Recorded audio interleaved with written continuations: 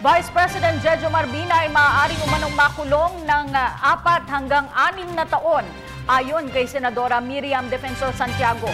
Ayon sa Senadora, ito ay sakaling mapatunayan na kasama nga ang Vice Presidente na nooy alkalde ng Makati sa mga nagplano ng Manila Peninsula Siege noong 2007. Nag-uulat si Sam Ramirez via phone patch. Sam?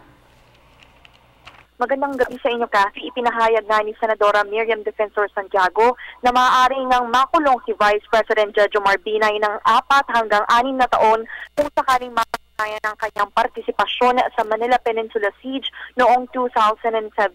Kamakailan lamang ibinunyag ni Senator Antonio Trillanes IV, isa sa mga namuno sa naturang pag-aklas laban kay dating Pangulong Arroyo, na kasabwat sila dating Makati Mayor at ngayon Vice President Binay. Paliwanag ni Trillanes, kanilang nakausap noon si Binay at nangako maghahakot sila ng tao upang isali sa pag-aklas, bagay na hindi naman tinupad ni Binay. Paliwanag ni Santiago, dating Regional Trial Court Judge, sa ilalim ng Article 136 ng Revised Penal Code, maaaring maparusahan ang sinumang mapapatunayan na may sala ng conspiracy to commit rebellion. Hindi rin kasi kabilang si Binay sa mga nabigyan ng amnestiya ni Pangulo Aquino noong 2010.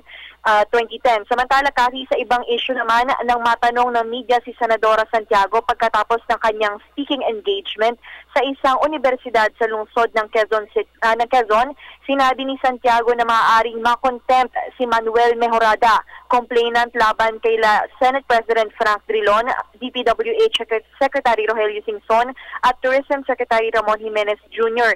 hinggil sa umuning maanumalyang pagpapagawa ng Iloilo Convention Center na siyang naging sentro ng diskusyon sa isang Blue Ribbon Committee hearing probe kahapon. Sinayang lang anya ni Mejorada ang oras ng mga senador kahapon dahil hindi naman siya nakapagpresenta ng matibay na ebidensya para patunayan ang kanyang mga aligasyon. Sa halip, matatandaan natin, Kathy, na mga online sources ang naibigay ni Mejorada kahapon sa komite.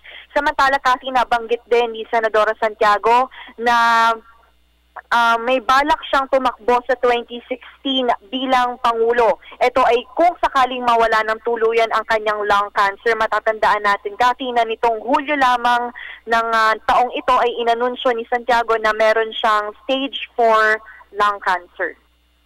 Para sa Telebisyon ng Bayan, Sam Ramirez.